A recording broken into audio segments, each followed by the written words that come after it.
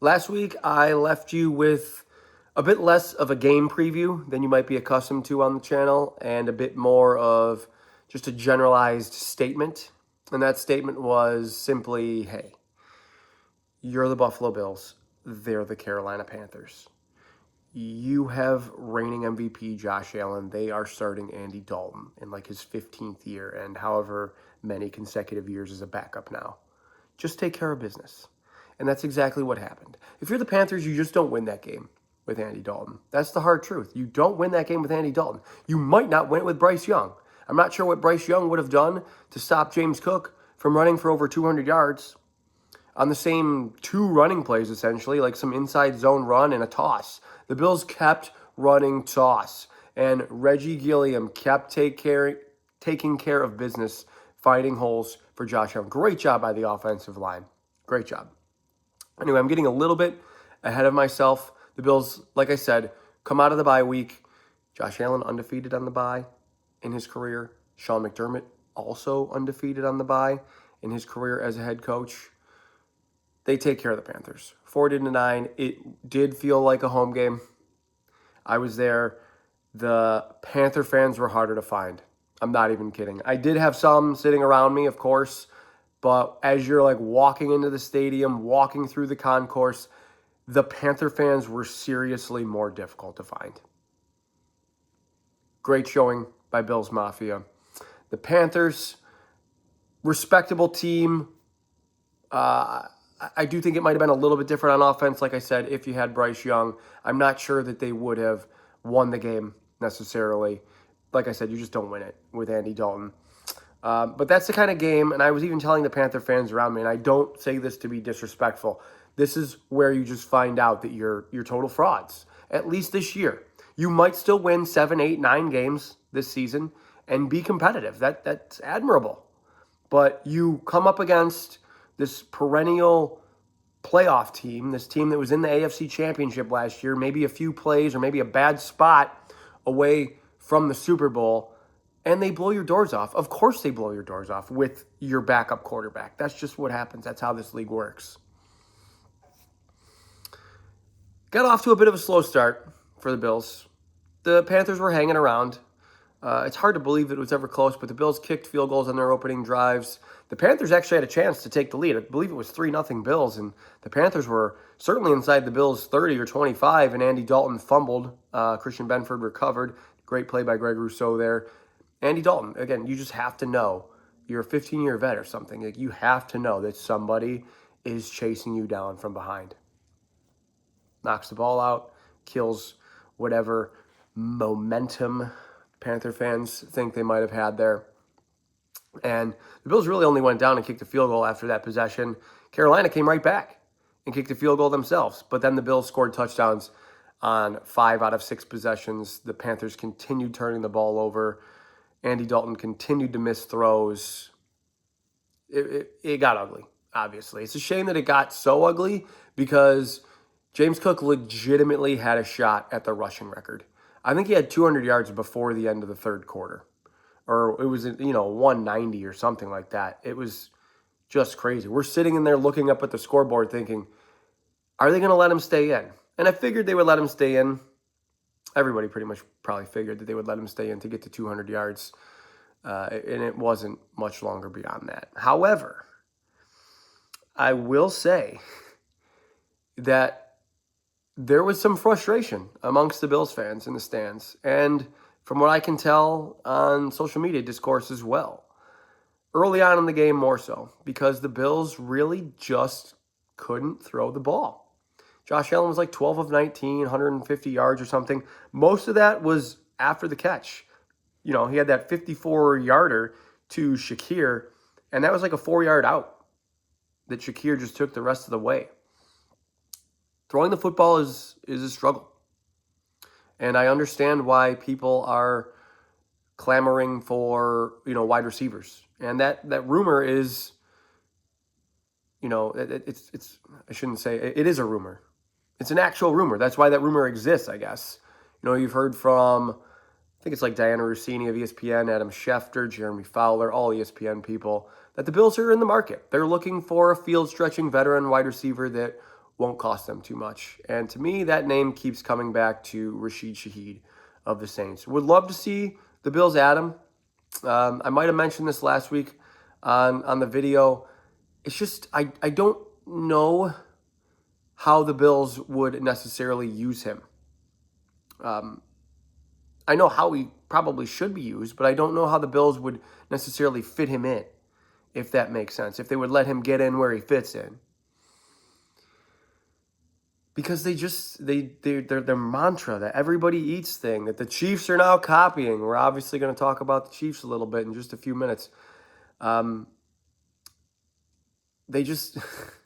have like 4 receivers over 100 yards, 4 pass catchers over 100 yards. James Cook, for as good as he's been, hasn't caught a pass the entire month of October. Went like 3 full games without it.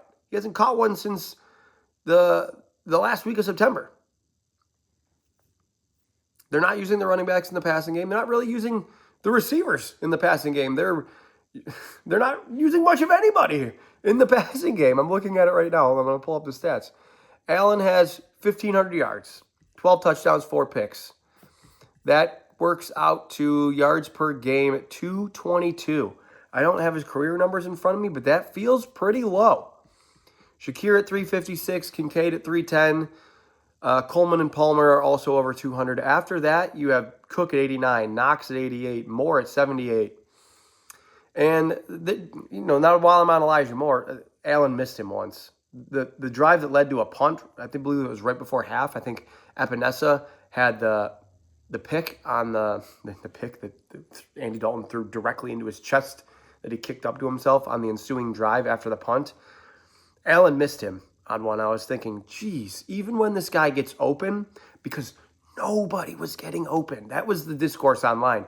Is anybody open? Allen took that really big sack on third down that led to a field goal where he's just walking, dancing, jogging, juking around the pocket, the sideline for 10 seconds. It was almost 11 seconds, and nobody could break open. And not that your offense should be like, freestyle, guys. Somebody who can like freestyle get open. That's not how you shouldn't plan your offense that way. And that might even be Gabe Davis. Gabe Davis might be the best at that, because just having watched him with Josh Allen over the years, Gabe might be their guy for that. And it remains to be seen whether he'll actually be elevated to the active roster on game day. But he's on the practice squad now. He is practicing with the team. So it's reasonable to assume that he might be in the plans sooner than later. But again, back to Elijah Moore. He got open on the play, and even when he gets open, Allen just isn't finding him or missing him. And I think it might have been a play-action play to the left sideline, and he had him and missed him. And that was frustrating. And that's part of that, the Coleman usage, not the Coleman usage, even the Palmer usage to an extent. The Palmer usage, the Elijah Moore usage, that's why I'm skeptical about just bringing Rashid Shaheed in here. Because what are they going to do with him that's any different? Are they going to try to take the top off defenses? That's what he's there for, to try to run deep and hopefully open up guys in the intermediate. But are they actually going to throw it? Because the Bills are just kind of building this clock control offense, and they almost don't want to score fast by design. And they're like 3rd in yards and 4th in points. I might have that flipped. They're doing a great job on offense, but you watch it, it doesn't really pass the eye test. It feels strange. It's like, what's wrong? You can't quite pinpoint it. Although maybe you can pinpoint it. Maybe you're just watching it thinking, nobody gets open, and we just need somebody to get open. But even if they were getting open, would they just wide receiver one somebody? Like, would they just feed this guy constantly? They got rid of that with Diggs. That's what I mean. So I would like to see them trade for somebody, bring another body in here, but not like somebody that's going to be their 5th wide receiver 3, or just another guy to play the same role as what's already happening. Like, does that make sense? Because I don't think you're getting away with that offense this week. Yeah, I mean, I know that you're 5-2. You've ridden the back of your reigning MVP quarterback. The defense was markedly improved, I should say, on Sunday. I do want to give them credit for that. 7 sacks, 3 turnovers. They allowed some yards when the game was out of reach. They allowed, it's football, okay? They're going to allow first downs. They're going to allow points. I didn't expect to shut them out, but they almost did. So the big difference I noticed with the defense, and it really was something that was kind of off the field.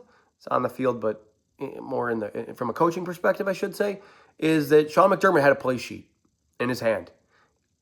I don't usually notice that, okay? But he had a play sheet in his hand. I don't usually see that, is what I'm saying. I don't think that's something that we are accustomed to really seeing from him. So you know that he was calling plays. He admitted to that. He admitted to as much in his post-game press conference. And we've seen this in the past.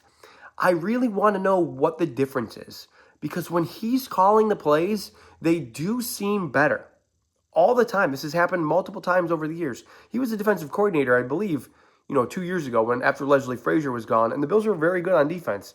Did it matter in the playoffs when they ran up against the Kansas City Chiefs? No. That might be where we're headed again. But I would love to just understand the difference, or what makes that difference. McDermott also admitted, sorry, I'm kind of doubling back here a little bit, in his, I believe it was in his Monday, might have been Sunday or at post-game or Monday press conference, he was like, we have to be able to throw the ball. And that was like something I've never really heard from him before. He's always wanted to be this balanced offense. And now it's kind of reversed. Now, before they couldn't really run the ball with like Devin Singletary. They weren't very good at it.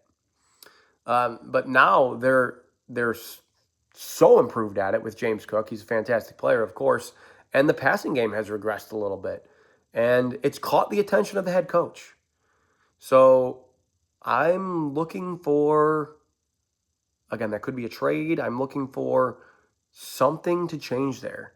It doesn't necessarily have to be philosophical, but I would like to see something, some different pass plays. Open up the playbook a little bit. Install some things.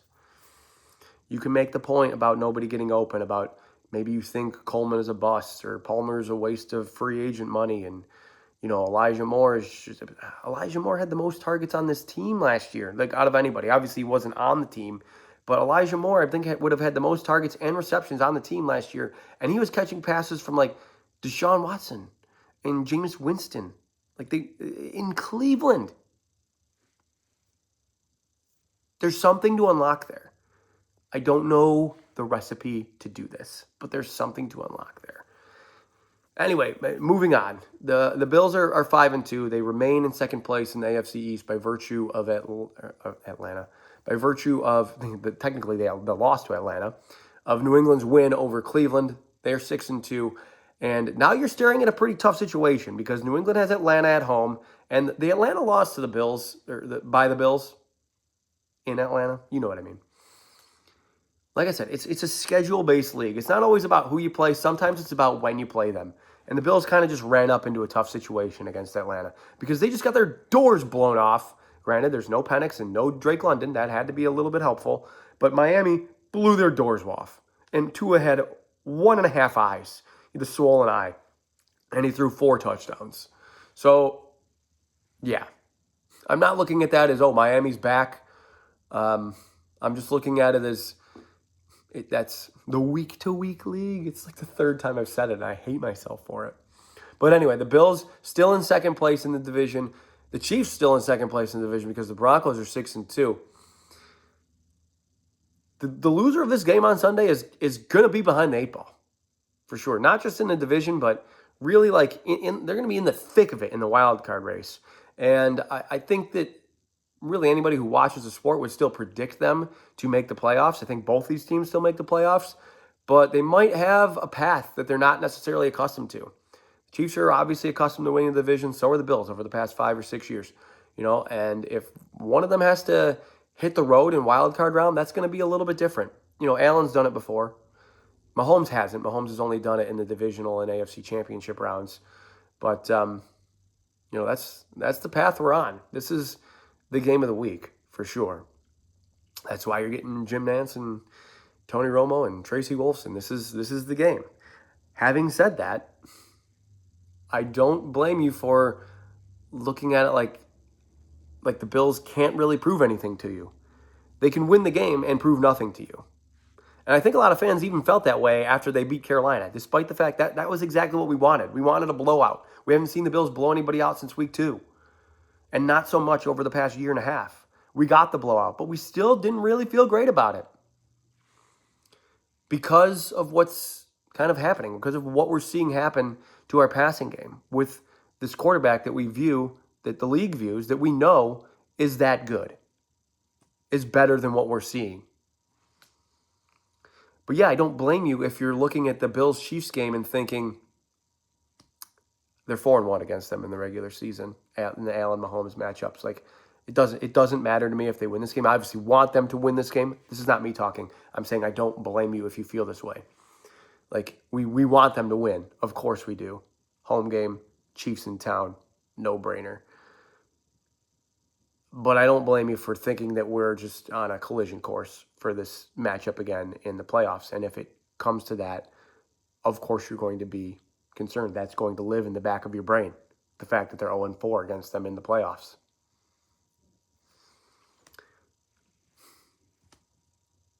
I think some fans are, I don't want to say pessimistic. I don't know if that's necessarily the word, but maybe it fits. I think some fans are pessimistic about this game specifically because Kansas City seems to be really hitting their stride in the returns of Xavier Worthy to the lineup, of Rashee Rice. Although it looks like Isaiah Pacheco is going to be out. He is their leading rusher. I don't know how much their offense changes without him necessarily. Kareem Hunt, who is amazingly still in the league despite his just consistent 3 yards per carry or 4 yards like in a cloud of dust, but he ends up with a touchdown or 2, so he's a viable fantasy football asset for sure. But I would be focusing more on Brashard Smith, trying to use Brashard Smith if I were them. He only has 25 carries this year for 75 yards, nothing outstanding, but they are getting him involved a little bit more as the season goes on, and now that Pacheco is out, I suspect that he will get involved a little bit more as well. But after Pacheco, Mahomes is the leading rusher. 280 yards. Kareem Hunt, 62 carries, 245 yards. Brashard Smith, like I just said, 25 for 75. So exactly 3 yards. He's not, like I said, he hasn't been outstanding. I don't know how much it's even really going to change them. You're going to get some near sacks that Mahomes slips out of and then flips it to Rice or flips it to Juju or somebody annoying. Hollywood Brown, maybe, even Kelsey, of course. And they're going to get 20 yards out of a play where you think you have a sack. That's how it goes. You know how I know that's how it goes? Because Josh Allen does that too. And that's why these games are oftentimes so close. The Bills have been very good against them in the regular season, I should say. I was going to say playoffs, and you would have laughed at me. The Bills have held them to 21-ish points per game in the regular season, and they're 4-1. And then in the playoffs, it's like over 34 points against, and they're 0-4. So they typically have a pretty good game plan for them in the regular season. If the Bills if the Bills win, I guess this might be a concern of some fans. If the Bills win, do you think they would stand pat as far as the trade deadline goes on Tuesday? You think they'd be like, "Oh, we're fine. Yeah, we got this." If Josh Allen throws for 300 yards or something, or even 270 and a couple touchdowns, and the Bills win by however much, might that make the Bills hesitate to give away assets for something at the deadline? It's a reasonable question, I think. Does look like they're going to get the linebackers back. Bernard Milano, that's good to see. Looks like Jones and Palmer are probably going to be out another week. So you're running back some similar personnel, but you might get the linebackers back on defense. That could be helpful. I still wouldn't mind seeing Shaq Thompson rotated in. I think he's been pretty good for them. I wasn't thrilled with the whole rotation of it all. I don't know why Bernard dressed on Sunday against Carolina to not play. That was odd to me. Some fans are speculating that it's a benching. I don't think so. I think they were kind of being cautious with it. But they were rotating Thompson and Dorian Williams and Joe Andreessen. And I'd rather just have stability at the position. Have your 2 starters, and then you rotate in the third guy, whether that's Shaq Thompson or Dorian Williams, whoever you feel is most appropriate for the situation. Loved seeing Maxwell Hairston get in the line. Get in the lineup. That was encouraging for sure. He didn't get a ton of run, but he was out there, and I thought he was pretty good. We're going to need that speed. That's a bottom line. We're going to need that speed the rest of the season, the rest of the and into the playoffs. Need that speed on the outside. Jordan Hancock even worked in at safety a little bit. I think that's encouraging to see as well, because I want him to have a future at the position. Really do. Whether that's next to Cole Bishop or whomever, I don't know. But I want to start hitting on draft picks. You look like you got one. You got one in Deion Walker. Deion Walker looks awesome. You got one. So that is encouraging, at least one, because GM has been taking a lot of heat over the past however long for not producing with the draft picks, to put it quite simply. Your resume is basically Josh Allen, and then, you got a few fill-ins there. Terrell Bernard looks okay. Christian Benford looks pretty good. Deion Walker looks pretty good. But there's a lot of misses. There's a lot of misses in there, and the Bills really have no cap space. And, they're the least amount of cap space in the league. And if you look at the roster, you don't see a ton of, all pros. If you have no cap space, you'd think you would have all pros littering the field. But the Bills don't really have that. Anyway, let me put an end to this. Let me put you out of your misery here. I'm picking the Chiefs. I think the Chiefs are going to beat the Bills on Sunday, and please prove me wrong. Would love to be wrong. Chiefs over Bills, 27-24. Pretty basic score.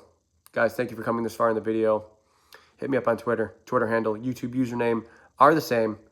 Enjoy your weekend. As always, above all else, go Bills.